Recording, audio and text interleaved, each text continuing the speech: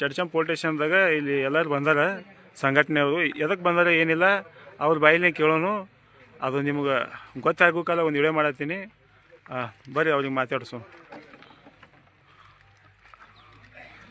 ಇಲ್ಲಿ ಚಡ್ಚನ್ ಸ್ಟೇಷನ್ಗೆ ಬಂದಿರಲಿಲ್ಲ, ಯಾಕೆ ಗೊತ್ತಾಗಲಿಲ್ಲ? ಎಲ್ಲ ಹೆಣ್ಮಕ್ಳು ಅದಾರ, ಎಲ್ಲ ಸಂಘಟನೆ ಅದಾರ. ಇಡೀ ಚಡ್ಚಣ ಸ್ಟೇಷನ್ದಲ್ಲಿ ಜಿಗ್ಜಾಣಿ ಗ್ರಾಮಸ್ಥರು ಎಲ್ಲ ದಲಿತ ಸಮುದಾಯದವರು, ಹೆಣ್ಣು ಗಂಡು ಸಣ್ಣವರು ದೊಡ್ಡವರು ಶಾಲೆ ಮಕ್ಕಳು ಸದ್ಯಕ್ಕೆ ಮನೆ ಬಿಗಿಯಾಗಿ ಬಂದಿರ್ಬೇಕು.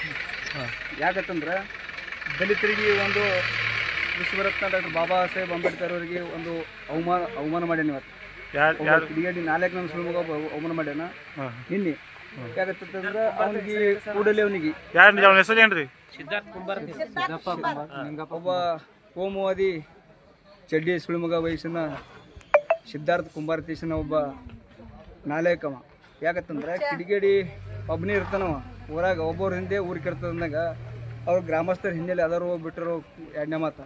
ಯಾಕಂತ ಅವನಿಗೆ ಒಟ್ಟ ನಮ್ಮ ಪ್ರಭಾಗ ಏನದಪ್ಪ ಅಂತಂದ್ರೆ ಆ ಮಗನಿಗೆ ಗಲಿ ಹರಿಸ್ತಕ್ಕ ನಾವು ಹೋರಾಟ ಇದು ಹಾಗೆ ಮುಂದುವತ್ತೆ ತಿಳ್ಕೊಬೇಕು. ಯಾಕಂತಂದ್ರೆ ಆ ಮಗನಿಗೆ ಆಯ್ತಪ್ಪ ಅಂತಂದ್ರೆ ಎಲ್ಲ ನಮ್ಮ ಸುತ್ತಳಿ ಏನು ದಲಿತ ಕೇರಿಗಳೆಲ್ಲ ಎಲ್ಲ ತುಸು ಎಚ್ಚರಿಕೆ ಪಡ್ತಾವೆ.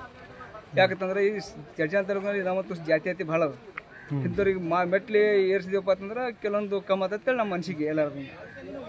ತಮ್ಮ ಹೆಸರು? ರುದ್ರೇಶ್ ಬನ್ಸೋಡೆ, ಭೀಮ್ ಆರ್ಮಿ ಜಿಲ್ಲಾ ಸಂಘಟನೆ.